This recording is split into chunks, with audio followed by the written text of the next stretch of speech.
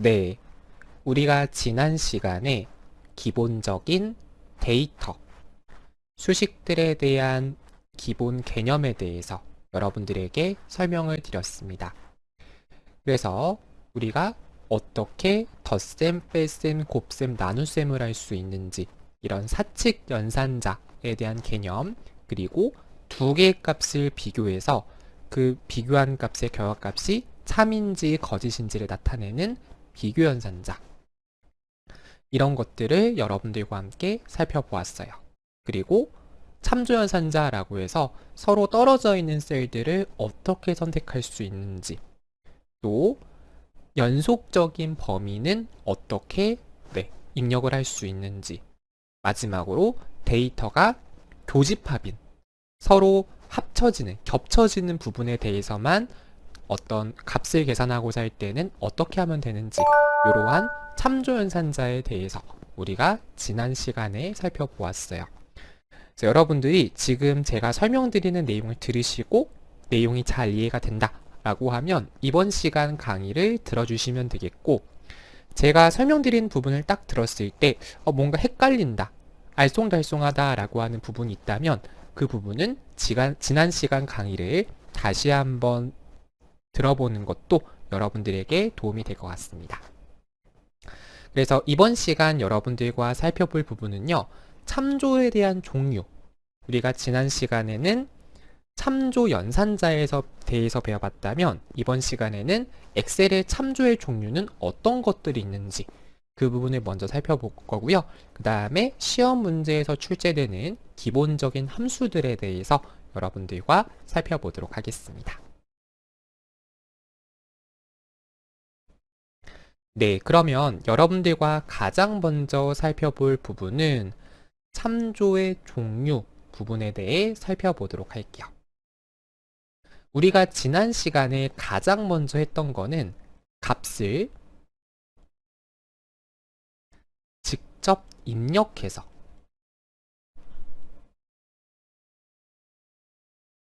계산을 수행하는 방식에 대해서 배워봤어요.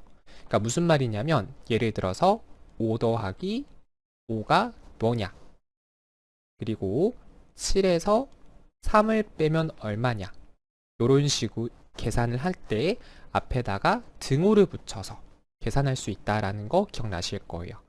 근데 사실 우리가 5 더하기 5, 7-3 이렇게 값을 직접 입력을 할 거면 엑셀을 사용하는 게 큰 의미가 없다라고 할 수가 있어요. 그래서 엑셀 같은 경우에는 지금 보시는 것처럼 미리 데이터 입력이 되어 있는 상태다라고 했을 때 그 입력된 데이터들을 이용해서 계산을 수행하려고 하는 거죠. 그러니까 무슨 말이냐면, 예를 들어서 내가 이 지출에 해당하는 부분에 대해서 계산하고자 한다 라고 하면 어떻게 하시면 돼요? 2의 3셀부터 2의 9셀까지 데이터에 대해서 합계를 계산하겠다라고 하면 되겠죠.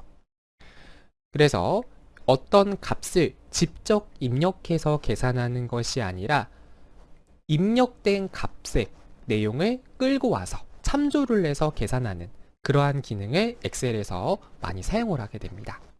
그래서 이 참조라고 하는 개념이 많이 중요해요. 그래서 보시는 것처럼 내가 B의 이 셀에 날짜라고 하는 값이 입력이 되어져 있고요. B의 3셀에는 5월 1일이라고 하는 날짜 데이터가 입력되어 있는 것을 확인할 수가 있어요. 그러면 내가 어떤 계산을 하고자 할 때, 또는 뭐 텍스트 연산을 하고자 한다면 값을 결합하고자 할 때 이 값을 직접 치는 게 아니라 는 입력을 하고 B2셀을 선택을 하면 여기서 B2셀에 있는 값이 그대로 보여진다는 거죠. 그대로 끌고 온다라는 거죠. 참조를 하게 되면 좋은 점이 뭘까요? 예를 들어서 이 B2에 있는 이 셀에 있는 값이 바뀔 수가 있겠죠. 지금은 날짜라고 입력되어 있는데 얘가 예를 들어서 뭐 생성일, 뭐 시작일, 예를 들면 이런 식으로 명칭이 바뀔 수가 있습니다. 그래서 내가 값을 직접 입력한 경우에는 그 값이 수정된 거가 반영이 안 되겠죠. 그런데 이렇게 끌고 와서 참조를 하는 경우에는 원본 데이터, 원래 위치에 있던 값이 바뀌면 참조를 하는 거기 때문에 그 부분이 같이 연결이 돼서 변경이 되게 됩니다.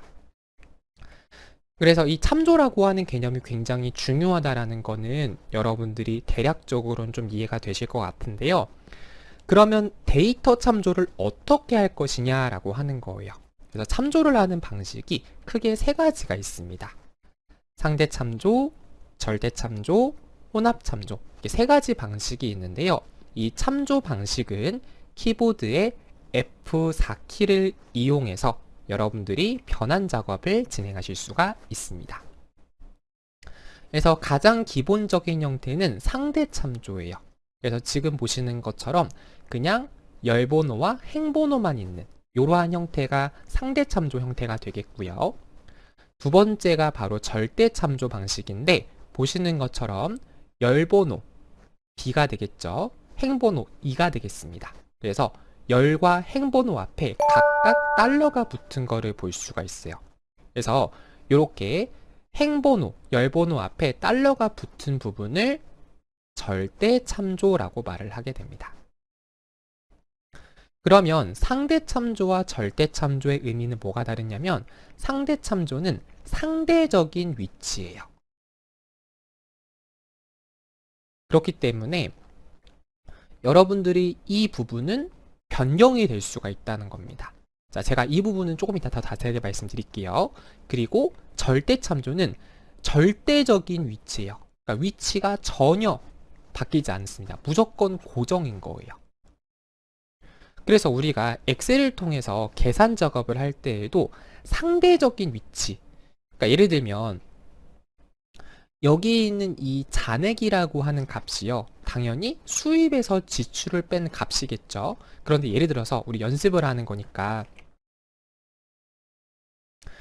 여기 있는 잔액이 수입이라고 하는 데이터가 A고 지출이라고 하는 데이터가 B라고 했을 때 A에서 B를 뺀 값, 다시 말해 D3에서 E3을 뺀 게 F3셀의 계산이 되고 D4에서 E3셀의 값을 뺀 게 F3셀의 계산이 되고 이런 식으로 각각의 칸마다 각각의 셀마다 앞에 있는 A 값에서 B 값이 빼진 값이 결과가 계산이 된다라고 가정을 해볼게요.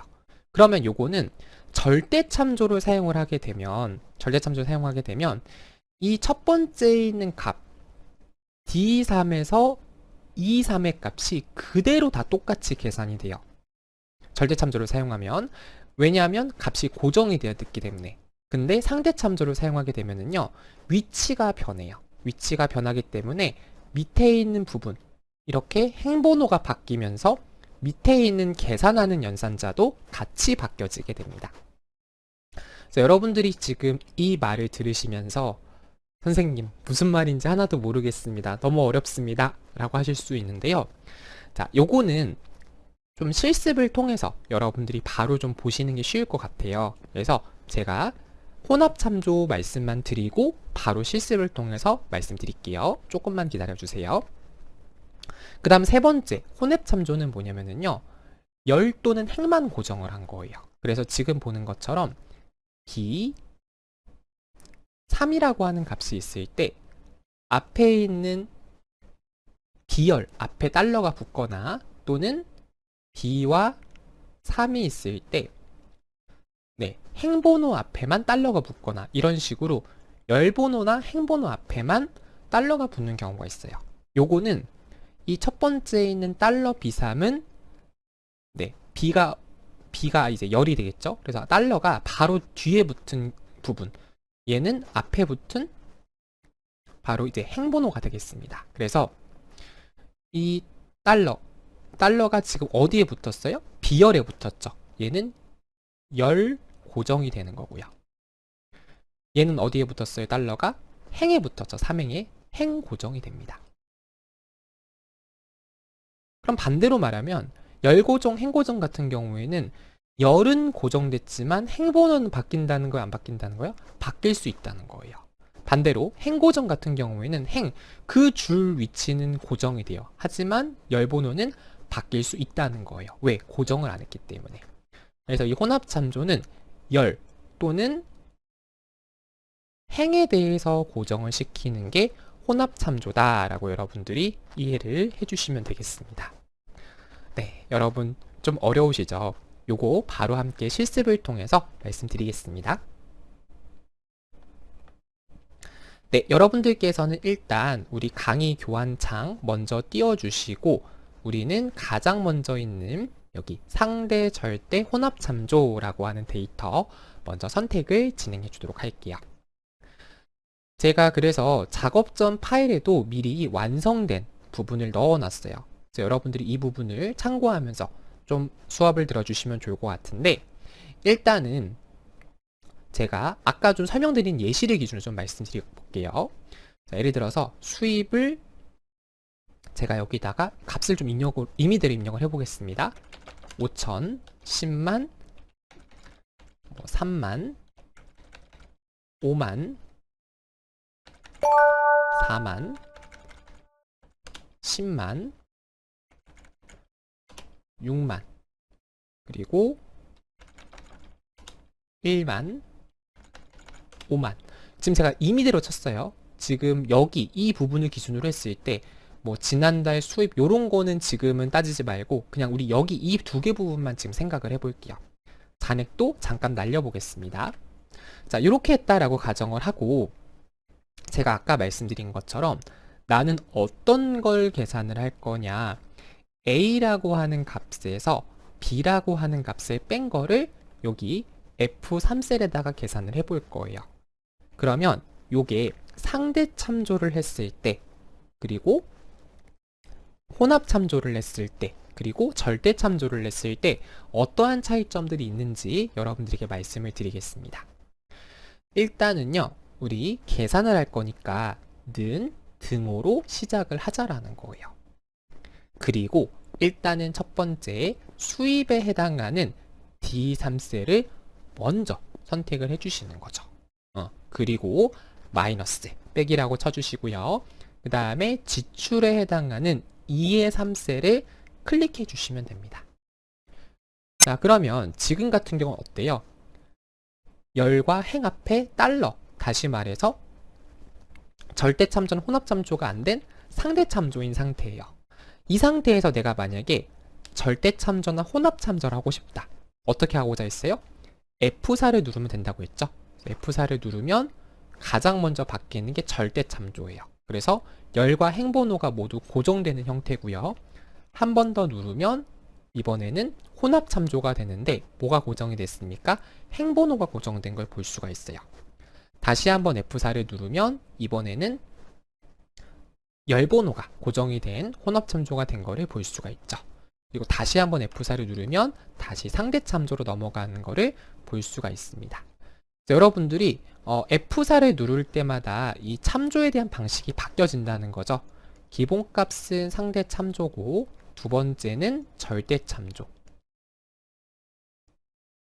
그 다음에 열과 행을 고정하는 혼합참조, 그리고 마지막으로 다시 상대참조로 넘어가는 이런 형태로 이루어진다라는 거를 여러분들이 기억을 해주시면 되겠습니다. 그래서 우리는 어찌됐든 상대참조인 상태예요. 그죠? 이 상태에서 엔터를 쳐보겠습니다.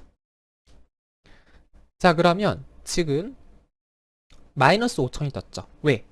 A 값이 5천이고 B의 값이 만이니까 두 개의 값을 빼니까 마이너스 5천이 나온 거예요. 자, 이 상태에서 이제 엑셀의 핵심 기능이 나옵니다. 요 밑에 거를 또 처음부터 는 D의 4셀에서 마이너스 2의 4셀 이런 식으로 할 거면 사실 우리가 엑셀에 쓰는 의미가 없어요. 그렇기 때문에 내가 이렇게 첫 번째 데이터의 값을 계산을 했어요. 그리고 밑에 있는 것도 전부 다 동일한 형태의 계산을 할 거라면 첫 번째 데이터를 먼저 클릭하고 여기 보시면 여러분들이 좀 화면이 작아서 잘 안 보실 수 있는데 자세히 보시면 오른쪽 아래 부분이 살짝 굵게 되어져 있고요. 이 굵은 부분에 마우스 커서를 갖다 대면 마우스 모양이 십자가 모양으로 얇은 십자가로 바뀌어지게 됩니다. 이 상태를 채우기 핸들이라고 말을 하게 돼요. 이 화면을 이 채우기 핸들 상태에서 제가 요거를 스크롤을 꾹 내려서 아래쪽으로 당겨 볼게요. 그럼 어떻게 됩니까? 아래의 값들도 동일하게 계산이 되어진 모습을 확인할 수 있고요. 그래서 여기 보시면 자동 채우기 옵션이라고 하는 메뉴가 떴어요. 이걸 통해서 마우스를 끌어서 자동 채우기 기능이 실행이 됐구나 라고 이해하시면 돼요. 다시 한번 해볼까요? 데이터를 클릭하고 마우스로 끌어서 자동 채우기를 한다. 오른쪽으로 할 수도 있습니다. 선택을 해서 오른쪽으로 이렇게 자동 채우기를 진행하는 것도 가능해요. 자, 그럼 뭔가 값들이 계산이 된 거를 볼 수가 있는데 이 계산들이 어떻게 된 건지 컨트롤 키와 물결 표시 눌러서 확인해 보겠습니다. 그래서 첫 번째 F3셀을 누르면 F3셀의 값은 D3에서 E3의 값을 뺀 게 계산이 되어졌고요. 그죠? 두 번째 값은 D의 4에서 E의 4셀이 뺀 값이 계산이 되어졌어요. 마지막 것도 D의 9에서 E의 9, 우리가 의도한 대로 잘 계산이 된 거를 볼 수가 있습니다. 상대 참조는 말 그대로 상대적인 위치이기 때문에 요거를 제가 밑으로 당겼죠. 밑으로 당기면서 여기 있는 뭐가 바뀐 거예요? 행번호도 같이 내려간 겁니다. 그래서 제가 이걸 당기면서 D323이 D424, D525 이렇게 숫자가 한 글자씩 내려가진 거라고 이해해 주시면 되겠습니다. 네, 이렇게 해서 여러분들이 계산을 진행할 수 있다라는 거를 기억해 주시면 되겠고, 이번에는 우리가 요거를 절대 참조로 한번 바꿔 볼게요. 그래서 여기 D의 3부터 E의 3 전체를 선택하고 F4를 눌러 볼게요.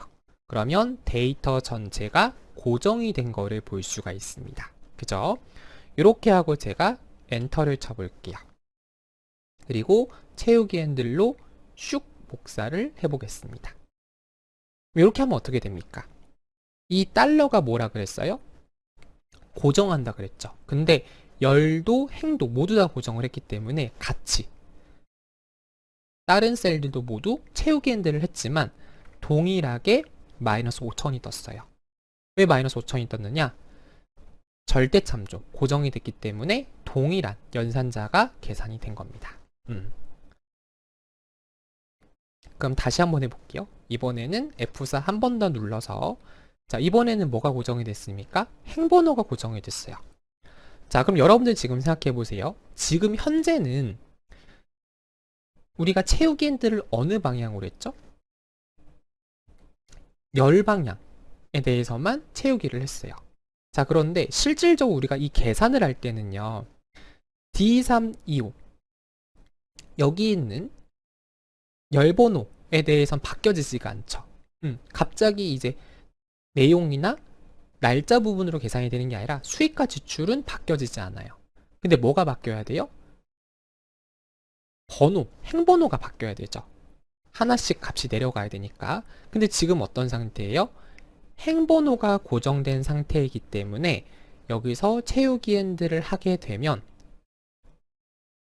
결론적으로 똑같이 행번호는 고정된 상태이기 때문에 행번호가 바뀌지 않았어요. 다시 한번 데이터 범위를 잡고 F4를 눌러 보겠습니다. 네, 이렇게 하게 되면 어떻게 되는 거예요? 데이터가 열에 대해서만 고정이 됐고, 지금 여기 같은 경우에는 우리가 행번호에 대해서만 지금 달라지면 상관이 없죠. 그렇기 때문에 열을 고정했더라도 행은 고정하지 않았기 때문에 행번호가 같이 내려가서 결론적으로 우리 처음 했던 것처럼 결과가 계산이 된 거를 볼 수가 있는 거예요. 네, 이렇게 해서 여러분들이 데이터에 대한 계산 작업을 할 수 있다라는 거 기억을 해주시면 되겠습니다. 이번에는요, 제가 요거를 옆으로 좀 당겨 볼게요. 연습을 하는 거니까. 그래서 데이터를 풀고 날려 볼게요. 자, 이 상태에서 제가 오른쪽으로 당겨 보겠습니다. 자, 그럼 어떻게 됩니까? 23-F3 보시는 것처럼 처음에 있는 F3셀을 눌렀을 때 알맞게 계산이 되었죠. 하지만 어떻게 돼요? 같이 값이 갈 때마다 옮겨지는 거를 볼 수가 있어요. 그런데 요거는 내가 의도한 게 아닐 수가 있겠죠. 그래서 엑셀은 그냥 똑같이 그냥 옆으로 당긴 거기 때문에 열 번호가 같이 바뀐 거예요. 자, 이 상태에서 제가 F4 한번 눌러볼게요. 그럼 어떻게 될까요? 열과 행이 모두 고정이 됐죠. 이 상태에서 채우기엔드를 당기게 되면 어떻게 됩니까? 네, 지금 보신 것처럼 마이너스 5천 동일하게 표시가 됩니다. 그리고 한 번 더 해볼게요. 이번에는 F4를 또 눌러볼게요. 그러면 지금 뭐가 고정이 됐어요? 행번호만 고정이 됐죠. 이 행번호만 고정이 된 상태에서 당겨 보겠습니다. 네, 그러면 행만 고정이 됐고 지금은 행이 움직이는 게 아니죠. 열이 움직이는 거잖아요. 그렇기 때문에 열 번호가 그대로 바뀌어졌습니다. 한 번 더, 이번에는 F4 눌러서 열을 고정시켜 볼게요. 자, 이렇게 하게 되면 지금은 우리가 아래로 내리는 게 아니기 때문에 행번호는 달라지지 않습니다. 그렇기 때문에 어떻게 되는 거예요? 보시는 것처럼 절대 참조한 것처럼 마이너스 5천이라고 똑같이 뜨는 거예요. 그래서 표현되는 거는 결론적으로 같지만 의미는 전혀 다르다고 보시면 돼요.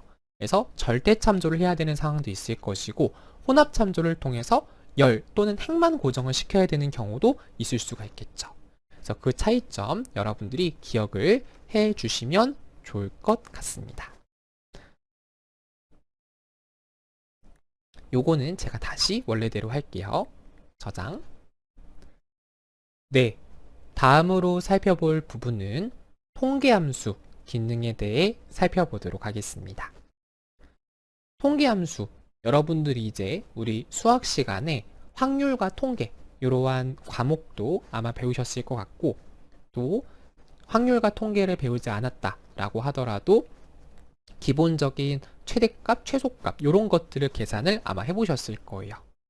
통계함수가 우리가 뭐 표준 편차도 있고 이런 여러 가지 지표들이 있는데 사실 그런 부분들까지는 우리 ITQ 시험에서는 출제가 안 돼요. 컴알 수준에서 출제가 되는 부분이고 우리 ITQ 시험에서는 뭐 최대값, 최소값, 합계 평균, 가장 큰 값, 작은 값 뭐 이런 부분들이 통계함수로 출제가 된다라고 보시면 됩니다.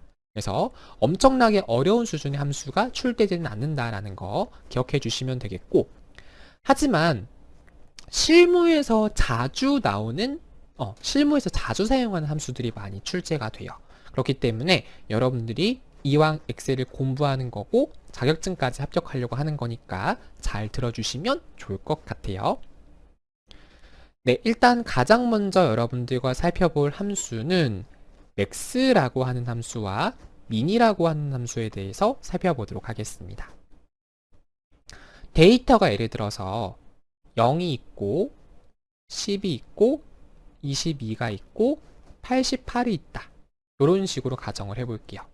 그러면 이 값 중에서 가장 큰 값은 뭐예요? 88이죠. 그래서 어떤 데이터가 있을 때 그 데이터 중에서 가장 큰 값이 무엇이냐 요거를 계산해 주는 함수가 max 함수가 되겠습니다. 맥시멈이 되겠죠.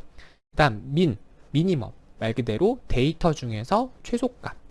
지금 우리가 입력한 4개 데이터 중에서는 0이라고 하는 값이 가장 작은 값이 되겠네요. 이렇게 가장 큰 값과 가장 작은 값을 계산해 주는 함수가 max와 min이라고 이해하시면 됩니다. 네, 그 다음 우리가 살펴볼 부분은요. 바로 sum과 average 라는 함수에 대해서 살펴보도록 할게요. sum이라고 하는 함수는 뭐냐면 데이터에 대해서 합계를 계산해주는 함수가 되는 거고요. average라고 하는 함수는 평균에 대해서 계산을 해주는 함수다라고 이해를 해주시면 되겠습니다. 그래서 예를 들어서 5, 4, 2라고 하는 값이 있다라고 해볼게요. 그러면 sum을 했을 때는 이 세 개의 값들에 대한 합계를 계산해 주는 거죠. 그래서 우리가 지난 시간에는 덧셈, 더하기 연산자를 썼는데 sum을 쓰게 되면 sum이라고 입력하고 여기 안에다가 데이터 범위를 지정을 하면 그 안에 있는 전체 합계가 자동으로 계산이 됩니다. 평균 마찬가지로 average AVER, average 함수를 쓰게 되면 데이터에 대한 평균을 계산을 할 수가 있어요. 그래서 max, min, sum, average 요거는 너무나도 중요한 함수고 자주 출제된 함수니까 꼭 기억을 해주시면 좋겠습니다. 네, 하나 더 해볼게요. 이번에는 small과 large라는 함수에 대해 살펴보도록 하겠습니다. 우리가 방금 전에 봤던 거는요, 최소값, 최대값에 대해서 살펴봤어요. 그러니까 가장 큰, 가장 작은 값에 대해서 우리가 찾는 함수를 살펴봤죠. 그런데 예를 들어서 항상 1등인 거, 항상 꼴등인 거, 요것만 찾고 싶은 경우가 있진 않잖아요. 예를 들어 내가 데이터가 100개가 있어요. 100개의 데이터가 있는데 그 중에서 세 번째로 작은 값이 뭐냐? 다섯 번째로 작은 값이 뭐냐? 그게 궁금하다라는 거예요. 그럴 때 각각 스몰과 라지를 사용하면 되겠죠? 스몰을 사용해서 내가 어떤 데이터를 선택을 해요. 그러면 그 데이터 중에서 세 번째로 작은 값이 뭐냐? 걔가 이제 K가 되겠습니다. 그래서 K가 어떤 의미가 있는 게 아니고 말 그대로 몇 번째 값을 찾을 거냐 이걸 상징한다고 보시면 돼요. 그다음 라지 얘 같은 경우도 마찬가지로 데이터가 있을 때 그 데이터에서 몇 번째로 큰 걸 찾을 거냐 그게 바로 라지 함수가 되겠습니다. 그래서 이 차이점을 좀 여러분이 아시면 좋겠는데 맥스, 민, 에버리지, 썸 요런 함수 같은 경우에는요 특별한 사용법이 없어요. 그냥 는 쓰고 함수 이름을 쓰고 그 안에 가로 안에다가 인수들 합계를 계산하고자 하는 데이터를 선택해 주면 돼요. 뭐 떨어져 있는 셀이 될 수도 있고 연속적인 데이터가 있을 수도 있겠죠. 그러면 그 중에서 최대값, 최소값, 합계 평균을 계산해 줘요. 그래서 이 규칙만 기억하시면 되겠죠. 는 등호로 시작한다. 함수 이름이 온다. 그리고 가로를 열어요. 가로를 시작해서 그 안에 어떤 계산을 할지 인수를 넣거든요. 근데 얘는 특별한 조건 없이 계산하고자 하는 부분들에 대해서 선택해 주면 되는 거예요. 근데 스몰과 라지 같은 경우에는 데이터가 있고 그 데이터 중에서 몇 번째로 큰지 작은지 이 K라고 하는 값을 입력해 줘야 됩니다. 당연히 숫자로 입력해야 되겠죠? 그래서 문자로 하면 인식을 못할 때니까 3이라고 입력하면 세 번째로 작은 값, 세 번째로 큰 값이 되는 거고 8이라고 입력하면 데이터 중에서 여덟 번째로 작은 값, 여덟 번째로 큰 값이라고 인식해서 계산을 하겠습니다. 괜찮으시죠? 자, 이 부분 바로 함께 우리 실습을 통해서 진행을 해보도록 할게요. 네, 여러분들께서 우리 통계함수 파트를 선택해 주시면 되겠고 가장 먼저 우리 최대값 계산을 한번 해보도록 하겠습니다. 그래서 최대값은 어떤 걸 계산을 할 거냐면 예를 들어서 지금 보면 국어 점수부터 영어 점수, 수학 점수까지 있어요. 그러면 여기 중에서 이 전체 숫자 데이터 중에서 가장 큰 값이 뭐인지 궁금하다라는 거예요. 그럴 때 우리 최대값 함수, max라는 함수를 통해서 계산을 할 수가 있었습니다. 그죠? 그러면 는 등호를 입력하고요. 함수 이름인 max, max라고 써주시면 돼요. 그럼 여기서부터 이제 강사님들마다 또 학생들마다 함수를 사용하는 방법이 좀 차이가 있어요. 그래서 그 방법들을 좀 설명을 해드릴게요. 자, 일단은 max까지 치고 그 다음에 이 max란 함수 이름이 쭉 뜨죠. 그래서 요거를 더블 클릭을 해서 함수를 입력할 수 있고요. 다시 는 max라고 입력을 하고 그 다음에 키보드의 탭 키를 눌러서 데이터 입력을 할 수도 있어요. 자동적으로 대문자로 이렇게 치환이 되어졌는데 함수를 사용할 때 이 함수명에 대해서 대문자로 쓰든 소문자로 쓰든 차이는 없습니다. 네, 그 다음 세 번째 방법은 뭐냐면요. 여기 상단에 있는 fx 여기 들어가서 sum이라고 하는 함수를 찾는 거죠. 최대값이죠. 그래서 여기서 우리가 통계에 들어가서 최대값을 찾아주시면 되겠습니다.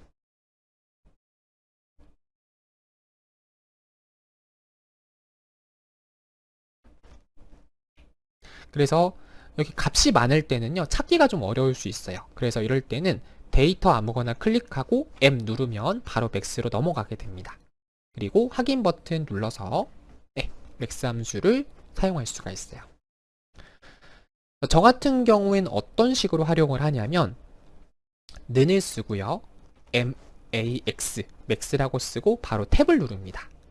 그런 다음에 데이터 범위를 선택을 해주는 거예요.